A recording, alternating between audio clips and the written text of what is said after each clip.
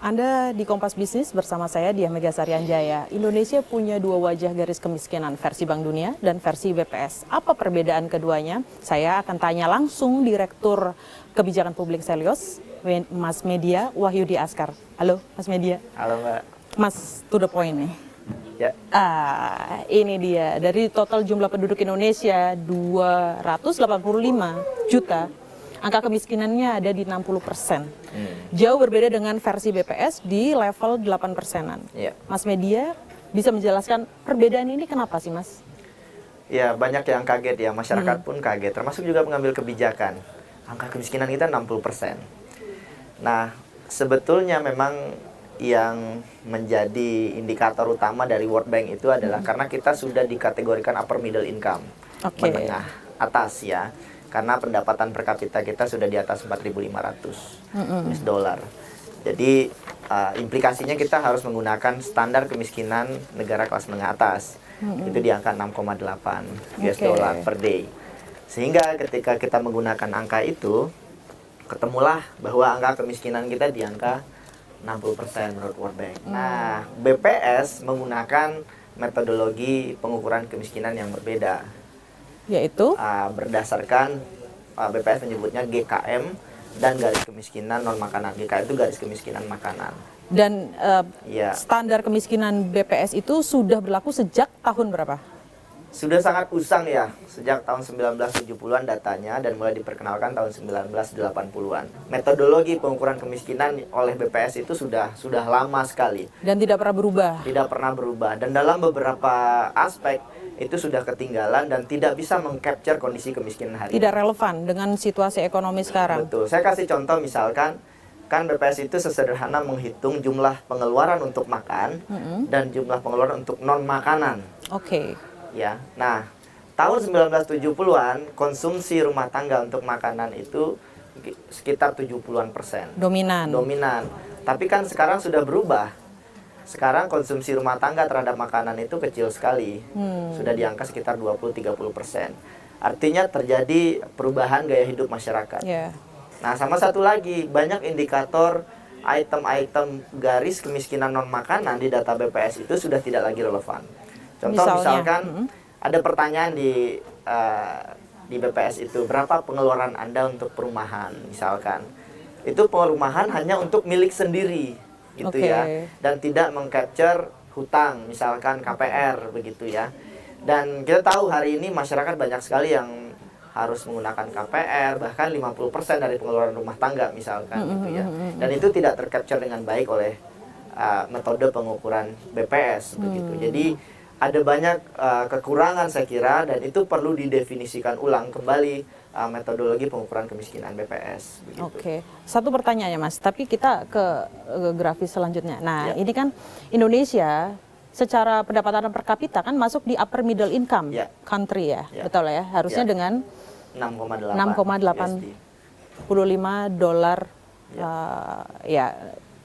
per kapita per hari ya. Ini. Tadi Mas Media juga bilang bahwa pemerintah kita dalam tanda kutip selalu membanggakan menjadi bagian dari negara yang duduk di G20 bersama dengan penghasilan juga segini, upper middle income segini dengan dengan pendapatan yang ya harusnya setara dengan negara-negara maju. Ya betul, Indonesia harus pakai ini dong harusnya, karena upper middle income 6,85 USD harus menggunakan indikator ini. Jadi justru jangan kita gunakan indikator kemiskinan mengikuti negara miskin supaya kelihatan kita bahwa baik-baik saja begitu ya. Jadi ya perlu lebih fair juga gitu ya. Maksudnya gini, Mas Media mau bilang bahwa ada inkonsistensi penghitungan ketika pemerintah bangga bahwa Indonesia adalah negara upper middle income, harusnya garis kemiskinan juga memakai penghitungan ini dong. Betul sekali. Ada yang tidak konsisten artinya? Iya, jelas ada yang tidak konsisten. Tapi menariknya begini Mbak, sebetulnya angka kemiskinan itu untuk apa? Nah, akhirnya yang banyak terjadi adalah di negara manapun, itu banyak angka kemiskinan itu dikamuflase, begitu ya.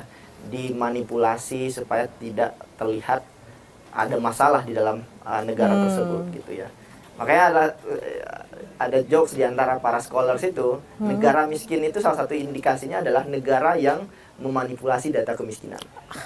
Dan itu banyak terjadi di Afrika, di beberapa negara di Amerika Latin misalkan, pemerintah mencoba menunjukkan bahwa program pemerintah sudah berjalan dengan baik begitu ya, sehingga kemiskinannya kecil. Karena angka kemiskinan salah satu indikator KPI juga bahwa pemerintah berhasil atau tidak. Sebenarnya gini, saya pengen balik lagi ke hal teknis sih.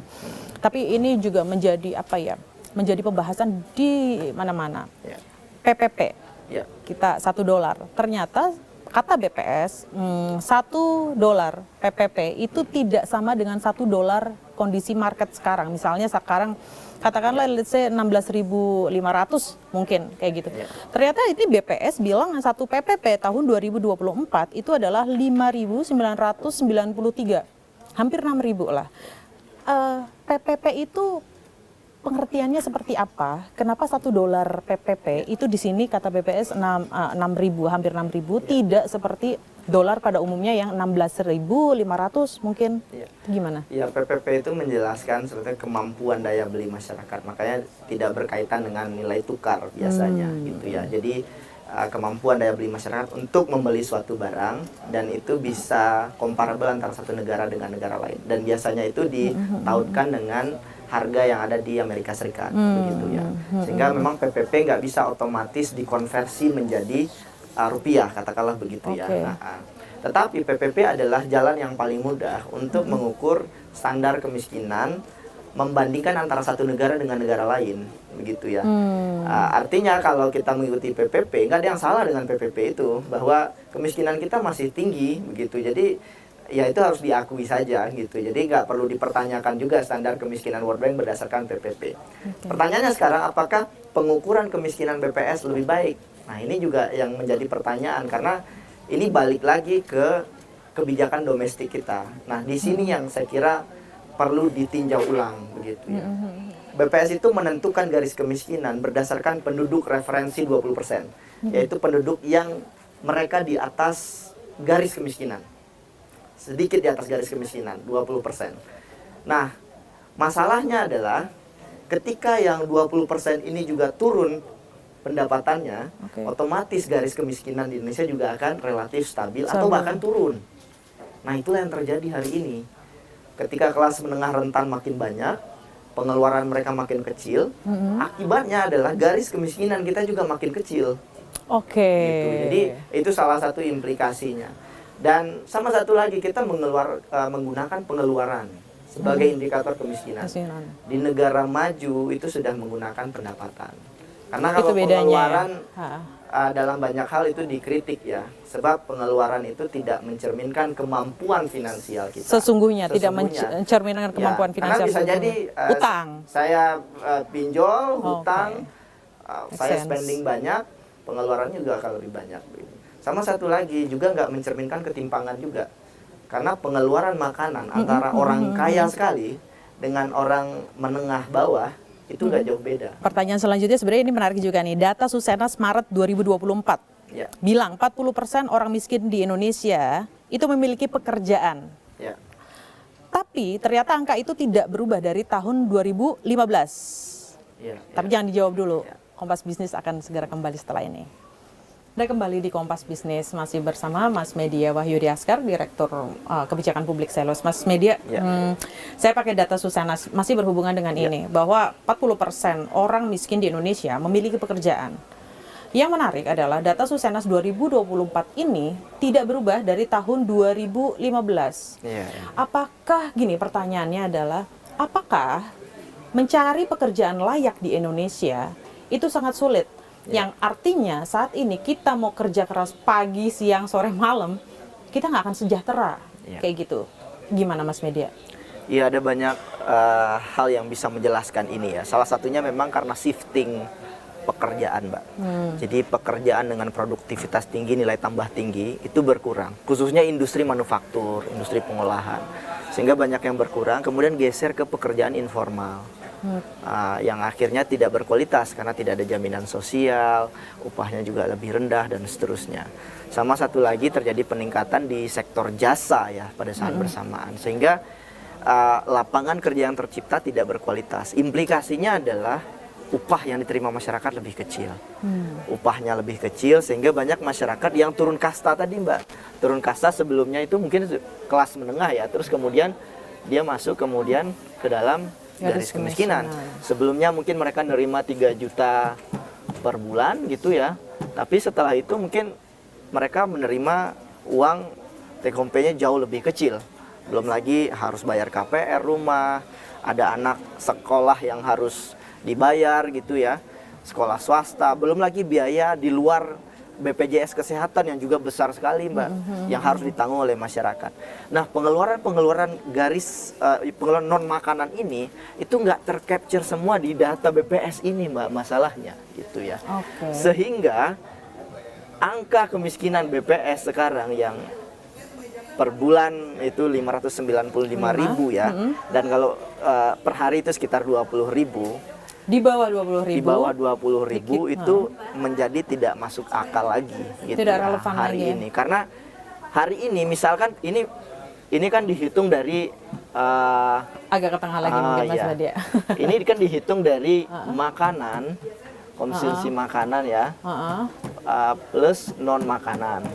Non makanan gitu ya. Jadi garis kemiskinan ini dihitung, kemiskinan itu dihitung berapa pengeluaran masyarakat untuk makanan dan non makanan begitu ya.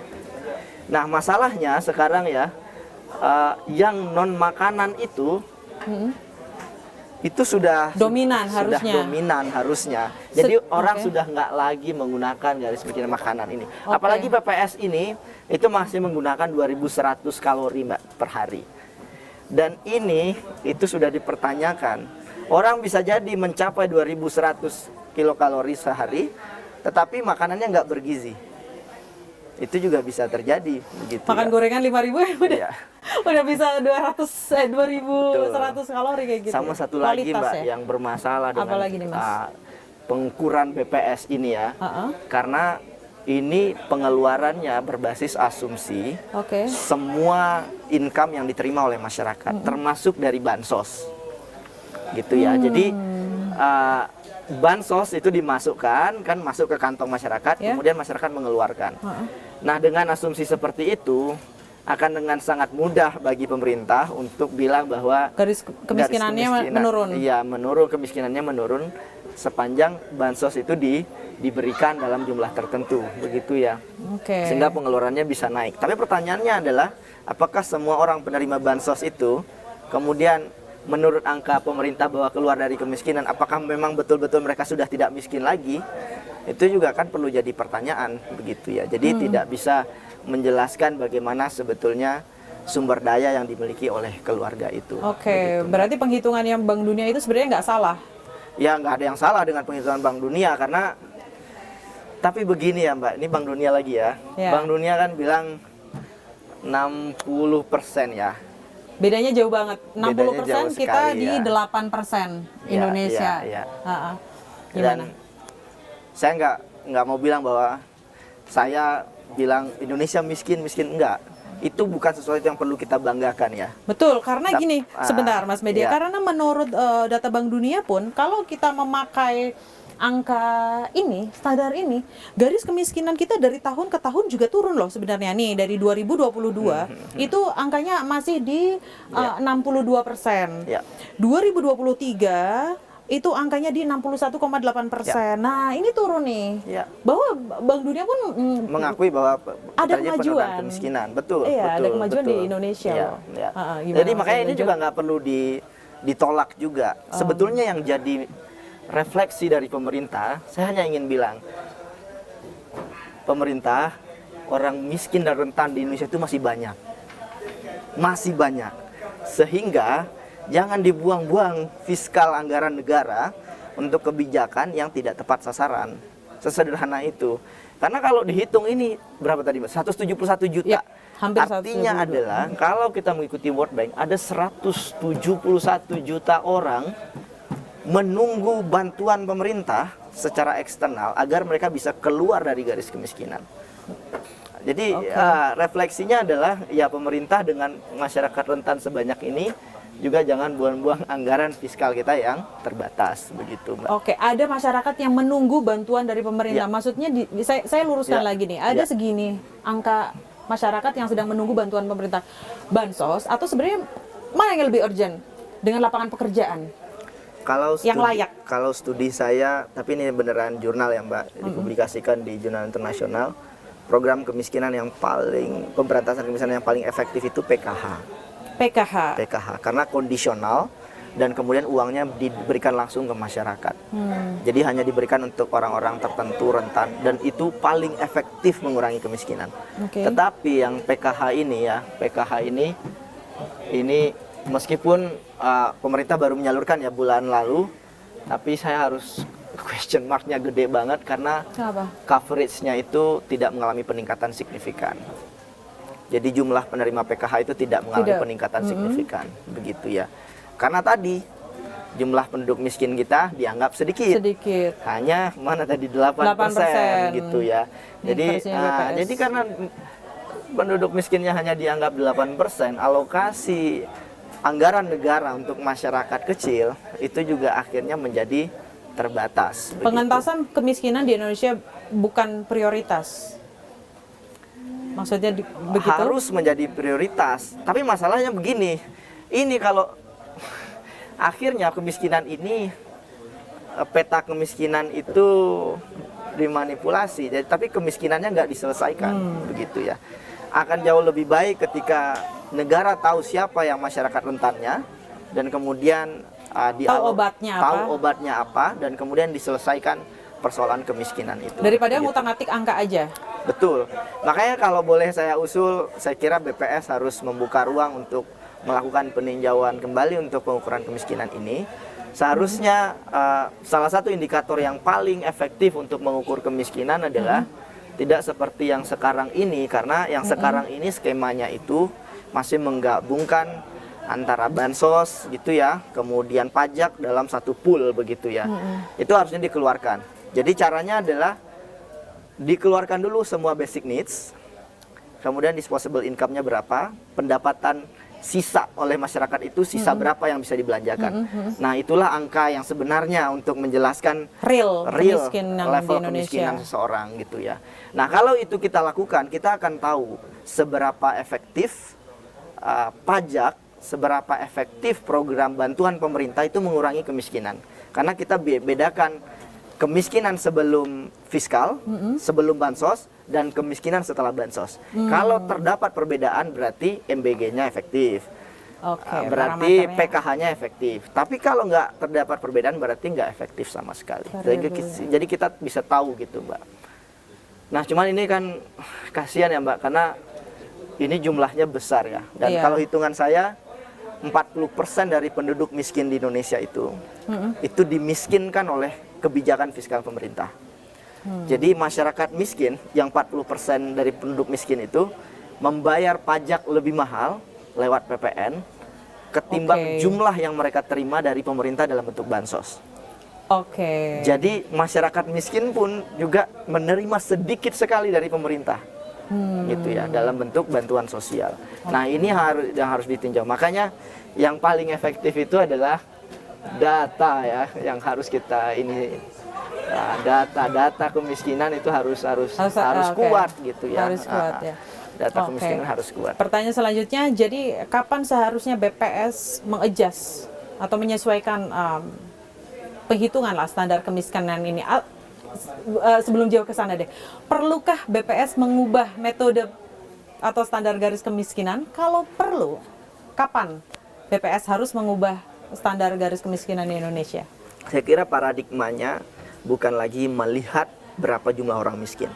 Saya juga tidak dalam posisi memperdebatkan antara data World Bank dan dengan data BPS, berapa orang penduduk miskin, begitu ya. Saya kira yang harus kita lakukan adalah menghitung seberapa signifikan dampak dari program pemerintah terhadap pengurangan kemiskinan. Makanya caranya seperti yang saya sampaikan tadi, hitung dulu berapa sumber daya seseorang sebelum kebijakan fiskal atau bantuan sosial, dan kemudian hitung lagi sumber daya seseorang setelah kebijakan fiskal dan dilihat level kemiskinannya. Sehingga kita tahu program pemerintah ini berdampak atau tidak efektif terhadap kemiskinan, begitu. Jadi tepat sasaran atau tidak. Nah, itu yang harus dilakukan yang pertama oleh BPS begitu. Sehingga jauh lebih make sense ketimbang hanya berkuar-kuar 8% ini gitu ya. Terus kemudian yang kedua adalah melengkapi data kemiskinan tadi berdasarkan sumber daya tadi dengan indikator kemiskinan lainnya. Contoh sanitasi, akses terhadap layanan publik begitu ya. Iya.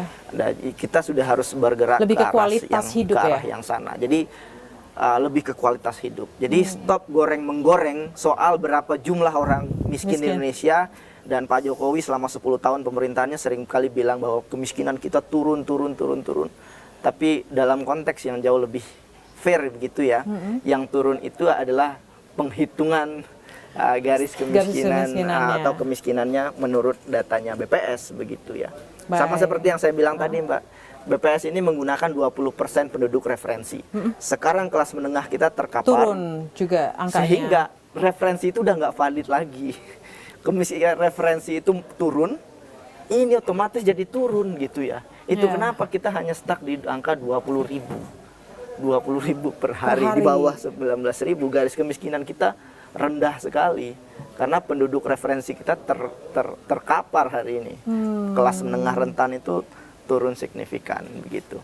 Jadi ini akan sangat teknikal sekali masalah metodologi kemiskinan ini. Saya setuju bahwa masyarakat mempertanyakan, saya kira itu hak masyarakat untuk mempertanyakan, dan sekarang BPS harus menjelaskan dan menjawab dan mencari pertimbangan teknokratik yang jauh lebih bijak ke depan soal bagaimana kita melihat kemiskinan begitu. Baik, ada hal yang lebih urgent dari angka-angka ini, yaitu pertama itu data, lalu kemudian parameter kebijakan pemerintah apakah tepat atau tidak dalam menanggulangi kemiskinan. Baik, saya Dia Megastari Anjaya bersama Mas Media Wahyudi Askar. Nanti kita bertemu lagi di Kompas Bisnis.